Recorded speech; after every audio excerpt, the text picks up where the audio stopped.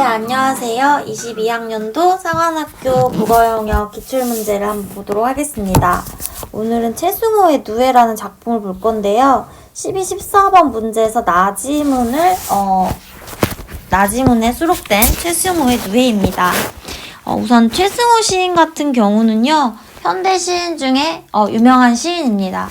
조금 양력이 특이한데요. 강원도 춘천에서 태어나서 춘천교대를 나오셔서 초등학교 교사로 재직을 하다가 시를 통해서 등단을 해서 숭실대 문창과 교수로 계십니다. 가장 유명한 시라고 하면은 이제 대설주의보라는 시가 있습니다. 이 시 같은 경우는 기존 학습서에 많이 실리고 기출문제에도 나왔기 때문에 여러분들이 충분히 이제 공부를 할 수 있는 작품이고요. 우선 최승호 시인 같은 경우는 아까 교대 출신의 교사라고 하셨어요. 그래서 실제로 계속해서 동시를 많이 쓰셨어요. 그리고 이 누에 같은 경우는 비록 사관학교 기출문제이긴 하지만 동시에 속합니다. 그래서 저는 이 시가 좀 수록된 게 독특했다 이렇게 봅니다. 그래서 이 최승호 시인 같은 경우는 누에뿐만 아니라 다양한 동물이나 곤충을 소재로 시를 썼어요. 귀뚜라미, 마늘, 사자, 기차, 자라, 타조, 거미, 너구리 이런 식으로요. 굉장히 많습니다.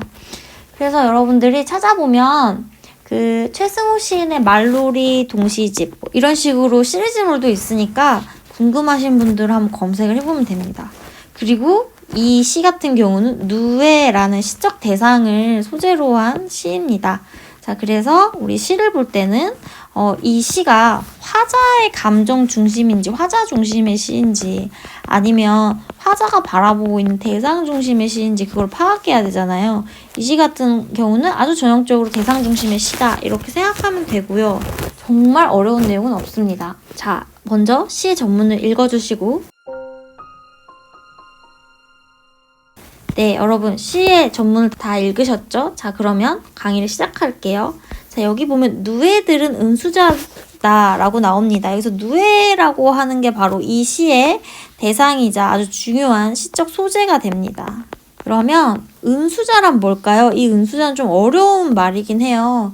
은수자는요, 이제 숨어서 돌을 닦는 사람을 은수자라고 합니다.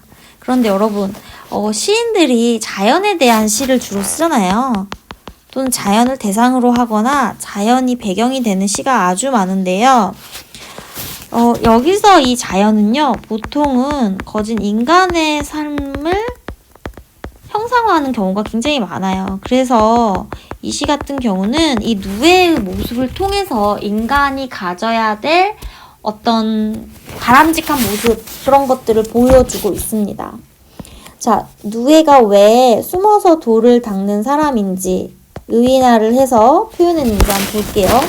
자승자박의 흰 동굴로 들어가. 자승자박이라는 거는요, 자기의 몸을 자기가 묶는다 이런 의미가 있어요.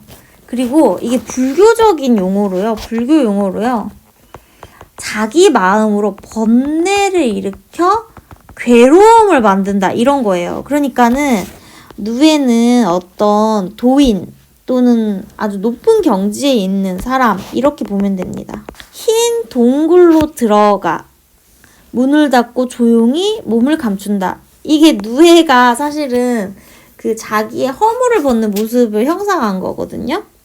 혼자 웅크린, 자, 이제 누에가 뭐가 됐어요? 번데기의 시간에 존재의 변모는 시작된다. 자, 요거 현재형 어미로 아주 현장감을 살리고 있죠. 세포들이 다시 배열되고 없었던 날개가 창조된다.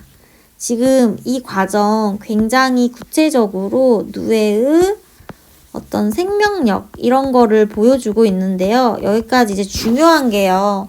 그러니까 자승자박이라는 시어에서 봤듯이 이 과정이 누군가에 의해서 누군가의 도움, 조력자라고 하는데 이런 조력이 없어요. 오직 스스로의 힘으로, 그러니까 자신의 힘으로 생명력을 움티우는 그런 모습을 보여주고 있습니다. 이 신비로운 변모가 꿈의 힘 없이 가능했을까? 이렇게 물어보고 있어. 그러면 이 꿈의 힘이 뭔지 뒤에서 나오겠죠. 어느 날 해맑은 아침에 얼굴이 동굴을 열고 나온다. 그 다음에 회저처럼 고통스러웠던 연금술의 긴 밤을 지나 비로소 하늘별성의 날갯짓이 시작되는 것이다. 이게 바로 이 누에의 꿈이었던 거예요. 동굴을 열고 번데기를 벗어서 그 다음에 날갯짓을 하는 그런 나비의 모습을 보고 싶었던 거야. 회저는 뭐냐면 괴저의 비표준어입니다. 괴저란 부끄러워 기세가 꺾이다는 의미예요.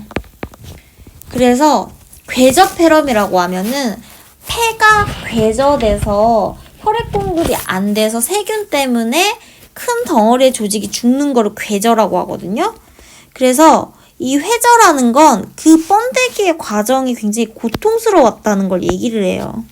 근데 그게 연금술이라고 말하는 건 사실 누에라는 거는 그냥 징그럽잖아요. 근데 그게 나비로 되는 그런 과정, 날개가 있는 생물이 되는 과정은 마치 마법 같은 보다 연금술이다. 그 긴 밤, 이 고통스러운 긴 밤을 지나 비로소 하늘 백성의 날갯짓이 시작되는 것이다. 자, 이거 보면은 영어 속담이 떠오르기도 하는데요. No pain, no gain. 시련 없이는 얻는 게 없다. 이거를 누에의 생명력의 힘으로 보여주고 있어요. 그리고 이거 아세요? 누에가 날갯짓을 힘들게 하는 모습을요.